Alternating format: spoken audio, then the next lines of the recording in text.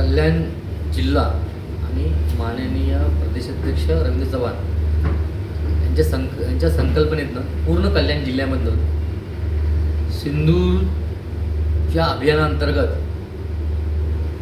सियाचीन आणि ग्लेशियर तसंच कारगिलमधल्या सर्व जवानांना राख्या पाठवणं आम्ही संपूर्ण आमच्या भारतीय जनता पार्टीच्या कार्यकर्त्यांच्या ज्या महिला कार्यकर्ते आहेत या सर्व महिला कार्यकर्त्या घरोघरी जाऊन ज्या लाडक्या बहिणी आहेत त्या सगळ्यांच्या घरोघरी जाऊन राख्या गोळ्या करणार आहेत आणि त्या राख्या त्यांना आम्ही सियाचीन आणि कारगिल इथे पाठवणार आहोत.